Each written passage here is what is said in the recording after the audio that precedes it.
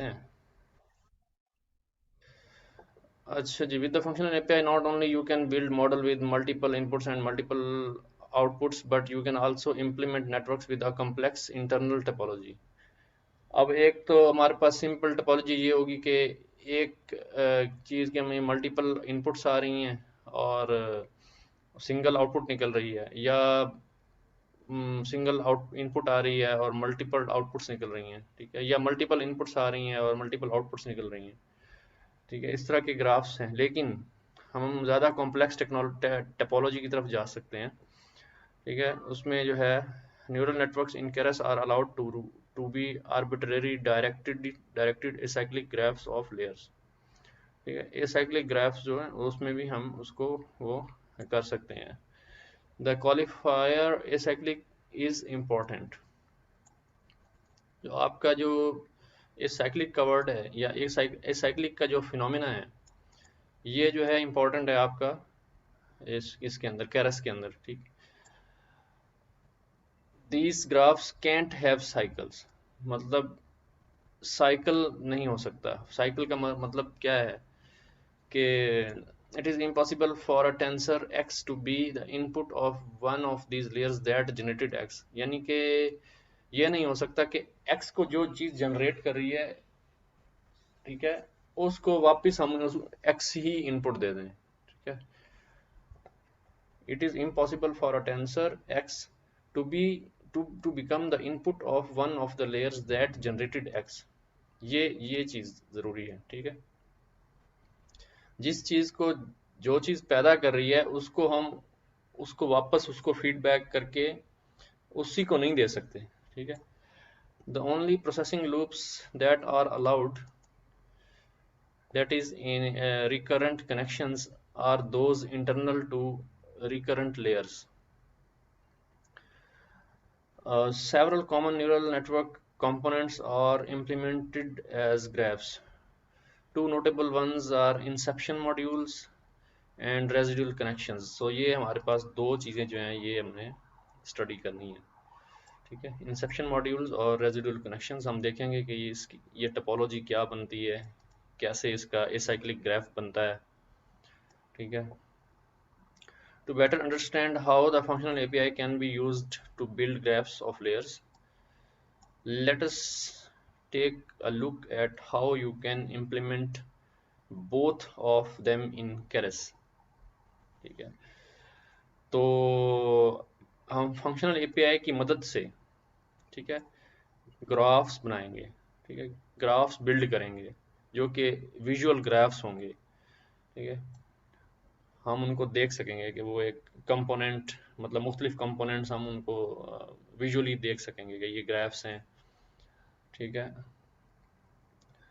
और अब देखते हैं कि हम कैसे बिल्ड करते हैं। इंसेप्शन जो है, इंसेप्शन क्या है? इंसेप्शन जो है आपके जो है किसने लिखी दी है कि यहाँ पे ये इंसेप्शन का दिया हुआ है कि यहाँ से आप इंसेप्शन को देख सकते हैं।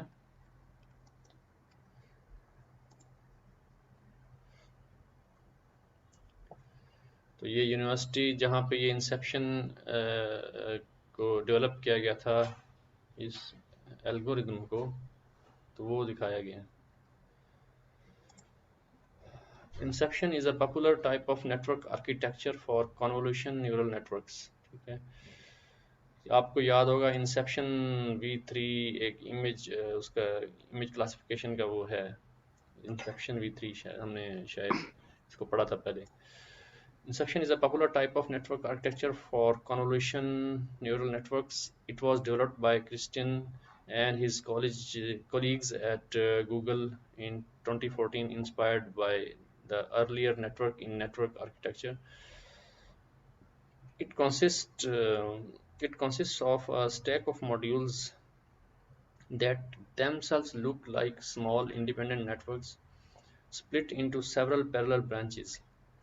The most basic form of an inception module has 3 to 4 branches, starting with a one-to-one convolution, followed by 3 to 3 convolution, and ending with the concatenation of resulting features. This setup helps the network separately learn special features and channel wise features. अब हमारे पास ना दो किस्म के features आ गए हैं, ठीक है, स्पेशल फीचर्स और चैनल वाइज फीचर्स, ठीक है। तो ये चीज़ें हमें रखें, which is more efficient then learning them jointly, ठीक है। अब हमने पहले क्या किया था यहाँ पे इस एग्जांपल में, यहाँ तो ये जॉइंट लर्निंग मतलब हुई थी, ठीक है। यहाँ पे जॉइंटली हमने इसको लर्न किया और जॉइंटली फिर हमने इसको जो है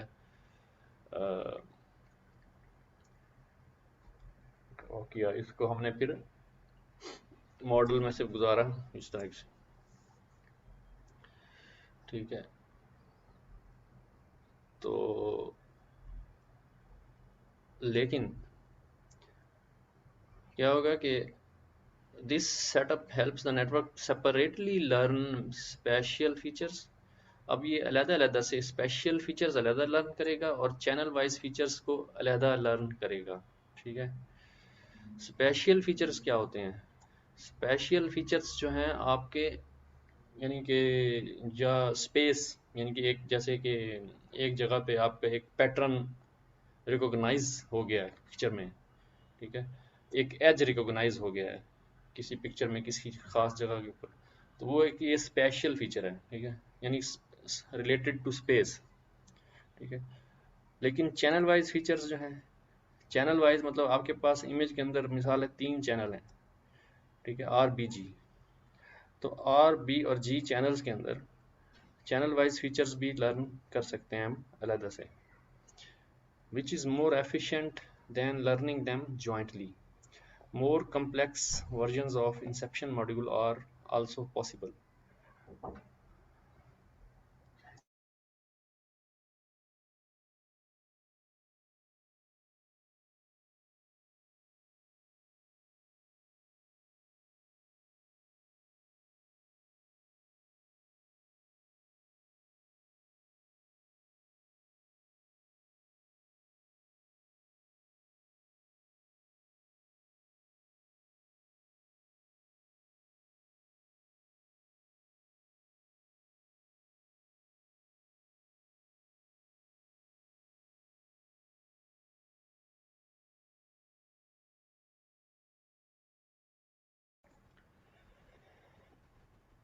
तो